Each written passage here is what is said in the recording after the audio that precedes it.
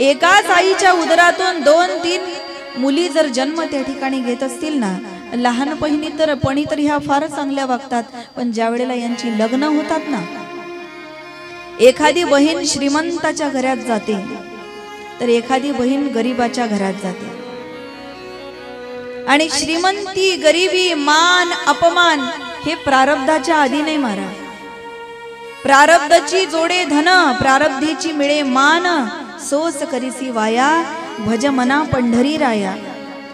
काही गोष्टी प्रारब्धाने मिळत असतात जीवनात. समाजात जर मानाचं स्थान मिळत असेल ते प्रारब्ध आहे आपलं. संपत्ती जीवनामध्ये किती मिळावी हे प्रारब्ध आहे आपलं. आणि त्याचं उद्वेग जर मनामध्ये आपण करत बसू ना, तर मग मात्र दुःखाशिवाय आपल्या वाट्याला काही येणार नाही. एकाच आईच्या उदरातून जर 2-3 मुली जन्म घेत असतील तर 2 बहिणी श्रीमंताच्या घरात आणि एखादी बहीण गरीबाच्या घरात.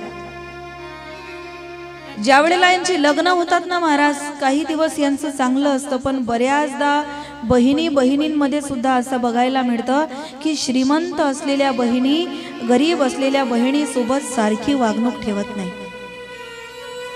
हे समाजात बघायला मिळतं. जन्म तर एकाच आईच्या उदरातून घेतला तिघींनी, पण या 2 श्रीमंताच्या घरी आहे, एक गरीबाच्या घरी आहे, म्हणून त्या बहिणी बरोबर या दोघींची वागणूक काही वेगळीच असते. जी बहीण गरीब आहे तिच्या समोर आपल्या श्रीमंतीचा थाट काय मिरवणार. माझ्या घरी एवढे एकर शेती आहे, माझ्या घरी एवढा आहे, माझ्या घरी हे आहे, माझ्या घरी ते आहे, माझे मिस्टर या कंपनीत आहे, आमच्या घरी 2 लाख महिन्याचा पगार आहे. आपल्याकडे किती आहे ना हे लोकांना सांगून काही उपयोग नाही. आपण किती श्रीमंत आहोत, आपण किती मोठे आहोत, अंतःकरणाने किती उदार आहोत हे जगाला सांगायची गरज नाही. हे जगाला आपोआप दिसत असतं. म्हणून श्रीमंतीचा थाट, श्रीमंतीचा तोरा त्या गरीबा बहिणी समोर मिरवतात आणि तिला एकटं पाडल्यासारखं करतात. बघा, आईवडील या जगातून गेल्यानंतर मोठी बहीण म्हणजे लहान बहिणींची कोण असते? आई असते. आणि कदाचित ती श्रीमंताच्या घरात असेल, लहान बहीण एखादी गरीबाच्या घरात असेल आणि त्यांची जर वागणूक बदललेली असेल तर तिला त्यावेळेस आपली माय आठवल्याशिवाय राहत नाही. म्हणून आपल्या भाग्यामध्ये पैसा, संपत्ती, धन, मान, अन्न, मान, धन हे तो प्रारब्धाधीन, हे प्रारब्धाच्या अधीन आहे. होऊ शकतं आज आपल्याकडे एवढी संपत्ती आहे, एक दिवस आपल्याकडे असाही येऊ शकतो की आपल्याकडे काही राहणार नाही. होऊ शकतं आज जी गरीब आहे ती एक दिवस लखपती, करोडपती झाल्याशिवाय राहणार नाही. प्रारब्ध बदलायला वेळ नाही लागत महाराज. परंतु एखादी बहीण गरीब असेल ना, तिला हेनवू नये, तिला तिच्या गरिबीची जाणीव करून देऊ नये. आज सती मातेला दुःख का झालं? एवढ्या माझ्या बहिणी आहे पण एक बहीण माझी टिंगल टवडी करायला लागली. एक बहीण म्हणते तुझ्या मिस्टरांनी घर बांधलं की अजून स्मशानातच राहतात. एक बहीण म्हटली डोक्यावरून पाणी पडायचं थांबलं की अजून पडतच आहे. काय वाटलं असेल महाराज सतीला? एक बहीण म्हणते तुझा नवरा सोन्याचं लॉकेट वगैरे घालतो की मेल्या माणसाचे मुंडकेच गळ्यात लटकवून फिरतो. काय वाटलं असेल सतीला? आणि ज्या वेळेला 4 चौघांमध्ये आपल्या बहिणी आपल्या पतीची, आपल्या परिवाराची टिंगल टवाडी करतात ना, तिला असं वाटतं मी नसती आली ना तर बरं झालं असतं. माझं घर कसं का असेना, झोपडी का असेना माझं घर, पण माझं घर मला प्रिय आहे. माझा पती माझ्यावर प्रेम करणार आहे, माझी मुलं जीवाला जीव लावणारी आहे, जीव देणारी आहे. आणि या बहिणी बघा ना, 4 लोकांमध्ये मला माझा कमीपणा करून देतात. कदाचित माझ्या पतीने मला 1000दा सांगितलं होतं नको जाऊ सती, नको जाऊ सती, मी ऐकलं असतं तर किती चांगलं झालं असतं. हा पश्चाताप सतीला व्हायला लागला ज्या वेळेला तिच्या बहिणी तिची टिंगल टवाडी करायला लागल्या ना, तेव्हा एक बहीण टोमणा मारायला लागली. बघा, मारलेला मार जेवढा लागत नाही ना तेवढा तोंडातून निघालेला टोमणा माणसाला लागत असतो. तोंडातून निघालेले शब्द माणसाला लागत असतात. इसलिए शब्द संभल कर बोलिए, शब्द के हाथ ना पाओ, एक शब्द औषधि करे, एक शब्द करे घाव. शब्दाने माणसाला जखमा होतात महाराज, इतक्या खोलवर जखमा होतात, इतक्या खोलवर जखमा होतात. लागलेली जखम बसू शकते, परंतु शब्दाने झालेली जखम जी आहे ना ती बसू शकत नाही. म्हणून धनुष्यातून निघालेला बाण आणि मुखातून निघालेले शब्द हे परत कधीच घेता येत नाही. म्हणून बोलून विचार करण्यापेक्षा बोलण्याच्या पूर्वी 10 वेळा विचार करून बोलावं. आमचे साधू संत मात्र असं बोलत नाही, तैसे साचा आणि मवाड, मितले आणि रसाळ, शब्द जैसे कल्लोळ. अमृताचे काय सुंदर बोलतात साधू संत. सतीला दुःख वाटायला लागलं, नाही बोलवलं बापाने, एक गोष्ट वेगळी आहे, पण माझ्या बहिणी आहे ना या, लहानपणापासून सोबत खेळलो आम्ही, एकच खेळ मांडला, आज या बहिणी माझी टिंगल टवाडी करतात.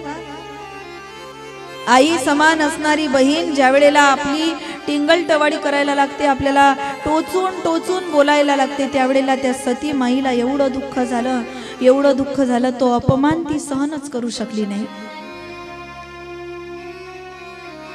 भगिनी मिलही बहुत मुस्काता, सादर भली मिली एक माता.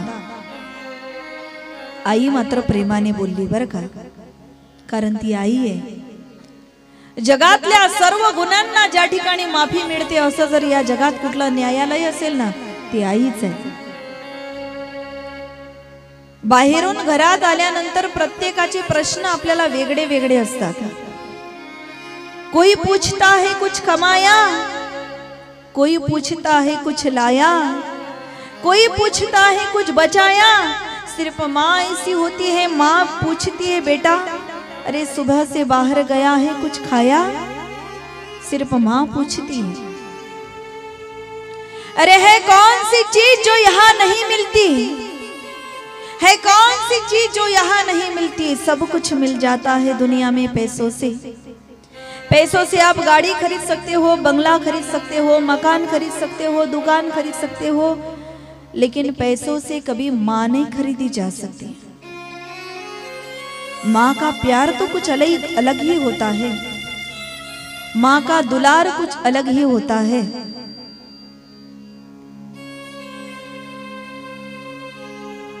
या दक्ष प्रजापतीने सर्वांना धमकावून सांगितलं होतं, सती येण्याची शक्यता आहे, माझ्या जावयाला निमंत्रण नाही, माझा जावई येणार नाही, पण सती येण्याची शक्यता आहे. जो कोणी तिच्याशी प्रेमाने बोलेल त्याचा शिरच्छेद केल्याशिवाय राहणार नाही.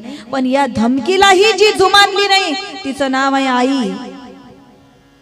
पाऊस ज्या वेळेला येतो ना, एखाद्या वेळेला आपण जर पावसात भिजलो, घरी गेलो, त्यावेळेला प्रत्येक जण वेगळा वेगळा बोलतो. बाप म्हणतो मूर्खा, एवढा पाऊस चालू होता, थोडं कुठं थांबता नाही आलं का तुला. बहीण म्हणते दादा आज भिजला तर भिजला, उद्या जेव्हा सर्दी होईल ना तुला, तेव्हा तुला सर्व देव आठवतील. भाऊ म्हणतो अरे एवढा पावसात ओला झाला, घरून छत्री नाही का नेता आली तुला. पण एवढ्यात आई आली त्या ठिकाणी. आईने टॉवेल घेतला, मुलाचं डोकं पुसायला लागली आणि म्हणायला लागली या मेल्या पावसाला पण आताच पडायचं होतं का. निसर्गाला सुद्धा या ठिकाणी जी आज्ञा करण्याची क्षमता ठेवते ना, तिचं नाव आहे आई. ईश्वराचा आत्मा जिच्या हृदयामध्ये वास्तव्य करतो ना, ती आहे आई. तुझ्या मूर्ती वाणी या जगात मूर्ती नाही, आई तुझ्या मूर्ती वाणी या जगात मूर्ती नाही. अनमोल जन्मातीला गाई तुझे एक पद भेटणार नाही, अनमोल जन्मातीला गाई तुझे एक पद भेटणार नाही. या जगात मूर्ती नाही, आई तुझ्या